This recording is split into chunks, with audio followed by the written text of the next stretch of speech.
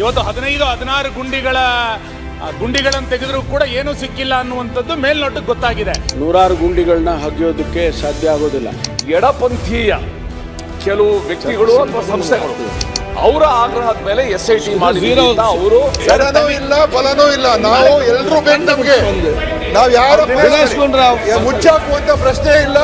ರಾಜ್ಯದಲ್ಲಿರುವಂತಹ ಊಹಾಪೋಹಗಳಿಗೆ ನೀವು ತೆರೆ ಎಳಿಬೇಕು. ಆದರೆ ಒಂದು ಹಂತಕ್ಕೆ ತಲುಪಿದ ಮೇಲೆ ಖಂಡಿತವಾಗಿ SITನವರು ವರದಿಯನ್ನು ಕೊಡ್ತಾರೆ. ಈಗ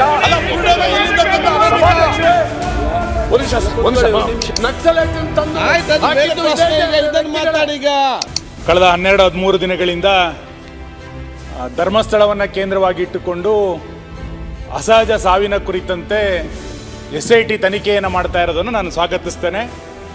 ಸರ್ಕಾರ ಇದರ ಕುರಿತಂತೆ ಸತ್ಯಾಸತ್ಯತೆಗಳು ಬರಬೇಕು ಅನ್ನೋದ್ರ ಬಗ್ಗೆ ನಮ್ದು ಯಾರ್ದು ಕೂಡ ಭಿನ್ನಾಭಿಪ್ರಾಯಗಳಿಲ್ಲ. ಆದರೆ ತನಿಖೆಯ ನೆಪದಲ್ಲಿ ಹಿಂದೂ ಧಾರ್ಮಿಕ ಕ್ಷೇತ್ರಗಳನ್ನು ಅವಹೇಳನ ಮಾಡುವಂಥ ಪ್ರಕ್ರಿಯೆಗಳು ನಿರಂತರವಾಗಿ ಕಳೆದ ಕೆಲವು ದಿನಗಳಿಂದ ನಡೀತಾನೆ ಬಂದಿದೆ. ಇವತ್ತು ಸಾಮಾಜಿಕ ಜಾಲತಾಣಗಳಲ್ಲಿ ಮತ್ತು ಕೆಲವರು ಕೊಡ್ತಾ ಇರುವಂಥ ಹೇಳಿಕೆಗಳನ್ನು ನೋಡಿದಾಗ ಇಡೀ ಧರ್ಮಸ್ಥಳವನ್ನು ಟಾರ್ಗೆಟ್ ಮಾಡಿರುವಂಥ ಪ್ರವೃತ್ತಿ ಬೆಳೆದಿರುವಂಥದ್ದು ನಮ್ಮೆಲ್ಲರ ನಂಬಿಕೆಗಳ ಮೇಲೆ, ನಮ್ಮೆಲ್ಲರ ಶ್ರದ್ಧೆಯ ಮೇಲೆ ದೊಡ್ಡ ಆಘಾತವನ್ನು ಇವತ್ತು ನಿರ್ಮಾಣ ಮಾಡಿದೆ. ಆರಂಭದಲ್ಲಿ ಅನಾಮಿಕ 5 ಗುಂಡಿ, 6 ಗುಂಡಿ, 10 ಗುಂಡಿ, 13 ಗುಂಡಿ ಅಂತ ಹೇಳಿ ಇವತ್ತು 15-16 ಗುಂಡಿಗಳನ್ನು ತೆಗೆದರೂ ಕೂಡ ಏನೂ ಸಿಕ್ಕಿಲ್ಲ ಅನ್ನುವಂಥದ್ದು ಮೇಲ್ನೋಟಕ್ಕೆ ಗೊತ್ತಾಗಿದೆ. ಹಾಗಾಗಿ ರಾಜ್ಯ ಸರ್ಕಾರಕ್ಕೆ ನಾನು ನಿಮ್ಮ ಮುಖಾಂತರ ಆಗ್ರಹವನ್ನು ಮಾಡುವಂಥದ್ದು, ರಾಜ್ಯದಲ್ಲಿರುವಂಥ ಊಹಾಪೋಹಗಳಿಗೆ ನೀವು ತೆರೆ ಎಳಿಬೇಕು. SITಯ ತನಿಖೆ ಯಾವ ಹಂತಕ್ಕೆ ತಲುಪಿದೆ, ತನಿಖೆ ಇನ್ಯಾವುದೋ ದಿಕ್ಕಿನ ಕಡೆಗೆ ಹೋಗೋದಕ್ಕಿಂತ ಮುಂಚೆ ಇನ್ಯಾರೋ ಬಂದು ಹೇಳ್ತಾರೆ ಎನ್ನುವ ಕಾರಣಕ್ಕೆ ಎಷ್ಟು ಗುಂಡಿಗಳನ್ನು ಕೂಡ ತೆಗಿಲಿಕ್ಕಾಗಲ್ಲ.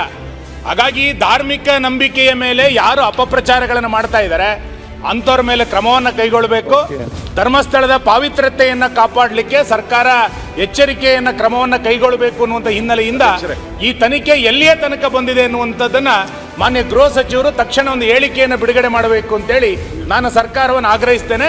ಇನ್ನೆಷ್ಟು ಗುಂಡಿ ತೆಗಿತೀರಿ ಇನ್ನೊಂದು ಕೂಡ ಸರ್ಕಾರ ಎಷ್ಟು ಗುಂಡಿ ತೆಗಿತೀರಿ, ಇಲ್ಲಿಯ ತನಕ ಮೂಳೆ ಸಿಕ್ಕಿದೆಯಾ ನಾನು ಹೇಳಿದ್ದೆ, ನಾನು ಡೀಟೇಲ್ ಚರ್ಚೆ ಕೊಡ್ತೇನೆ ಅಂತ. ಈಗಲೇ ಅರ್ಜೆಂಟ್ 1 ನಿಮಿಷ ಅಂತ ಹೇಳ್ತೀರಿ. ಈಗ ಮಾನ್ಯ ಅಧ್ಯಕ್ಷರೇ,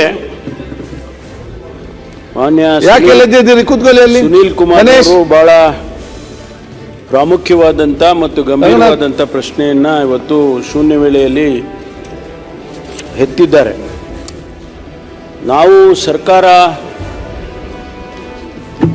ಏನು ಕಂಪ್ಲೇಂಟ್ಸ್ ಬಂತು, ಜೊತೆಗೆ ಆ ಭಾಗದ ಜನಸಮುದಾಯದ ಒತ್ತಾಯದ ಮೇಲೆ ಇದಕ್ಕೆ ತನಿಖೆ ಮಾಡಬೇಕು ಅಂಥೇಳಿ ತೀರ್ಮಾನ ಮಾಡಿ ಅದನ್ನು 19/7/25 ಒಂದು SITಯನ್ನೇ ಪ್ರಾರಂಭ ಮಾಡಿ ತನಿಖೆಯನ್ನು ಮಾಡೋದಕ್ಕೆ ಆದೇಶ ಮಾಡಿದ್ದೇವೆ. ಈ ತನಿಖೆ ನಡೀತಾ ಇದೆ. ತನಿಖೆ ಪೂರ್ಣ ಆಗಬೇಕು, ಅದಕ್ಕೂ ಒಂದು ಕಾಲಮಿತಿನೂ ಕೂಡ ಇರುತ್ತೆ.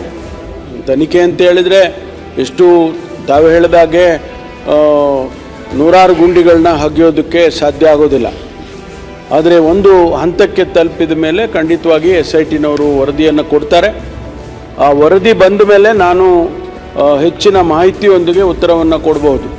ಆದ್ದರಿಂದ ವರದಿ ಬಂದ ನಂತರ ನಾನು ಇದಕ್ಕೆ ಉತ್ತರವನ್ನು ಕೊಡ್ತೇನೆ. ಆಯ್ತು,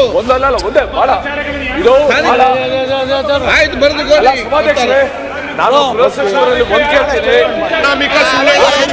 ಗೊತ್ತಾಗಿದೆ ಎಷ್ಟು ಗುಂಡಿ ಅಂತ ತಗ್ಸೋದು. ಈಗ ಅನಾಮಿಕ ಎಲ್ಲೆಲ್ಲಿ ತೋರಿಸಿ ಎಲ್ಲ ಕಡೆ ಎಕ್ಕಾಗುತ್ತೆ. ಅವನು ಅನಾಮಿಕ ಎಲ್ಲಿಂದ ಸಿಕ್ಕಿದೆ, ಎಲ್ಲಿಂದ ತಂದ ಅವನು? ಈಗ ಎಲ್ಲಿಂದ ತಂದ?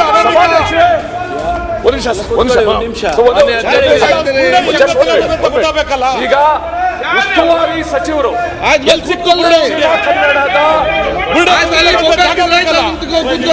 ಯಾರಿಗೆ ಕೇಳ್ತಾರೆ ನಿಮ್ಮ ಬೊಬ್ಬೆಗಲ್ಲ ಇಲ್ಲಿ ಸುಮ್ಮನೆ ಅನಗತ್ಯವಾಗಿ ಇಷ್ಟು ದಿವಸ ಕಚೇರಿಯಲ್ಲಿ ಇದ್ರು, ಯಾಕೆ ಹೋಗಿ ಮಾತಾಡಲಿಲ್ಲ?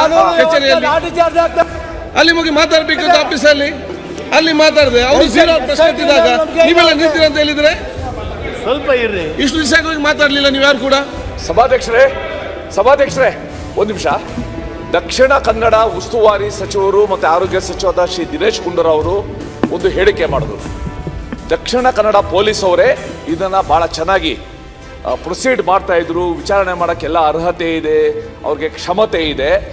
ಆದರೆ ಎಡಪಂಥೀಯ ಕೆಲವು ವ್ಯಕ್ತಿಗಳು ಅಥವಾ ಸಂಸ್ಥೆಗಳು ಅವರ ಆಗ್ರಹದ ಮೇಲೆ SIT ಮಾಡಿ ಅವರು ನಾಳೆ ಚರ್ಚೆಗೆ ತಗೊಳ್ಬೇಕಾದ್ರೆ ಕಂಪ್ಲೀಟ್ ಸರ್ ನಾಳೆ ಈಗ ಆಯ್ತು ನಾಳೆಗೆ ಇವತ್ತು ಬೇಡ ಮಚ್ಚಿ ನೀವು ಯಾರ ಸೀನಿಯರ್ ಮೆಂಬರ್ ಸೀನಿಯರ್ ಇದು ಅಗತ್ಯದ ವಿಚಾರ ನಾಳೆ ಚರ್ಚೆ ತಗೊಳ್ಳಿ ಸರ್. ಚರ್ಚೆ ಅಗತ್ಯದ ವಿಚಾರ ಹೇಳಿಕೊಂಡೇ ಪ್ರತಿಪಕ್ಷ ನಾಯಕರ ಮತ್ತು ಸುಳ್ಳು ಕೇಳಿದಾಗ ಇದಕ್ಕೆ ನಾವೀಗ ಚರ್ಚೆಗೆ ಅವಕಾಶ ಮಾಡಿರೋದು ಕೊಟ್ಟಿರೋದು.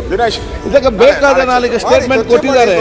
ನಾಳೆ ಉತ್ತರ ಕೊಡುವಾಗ ಮತ್ತೆ ಬೇಕಾದ್ರೆ ನಾವು ಚರ್ಚೆಗೆ ತಗೊಳ್ಳಿ. ಈಗ ಝೀರೋ ಅವರಲ್ಲ, ನಾಳೆ ಅವಕಾಶ ಕೊಡ್ತೇನೆ.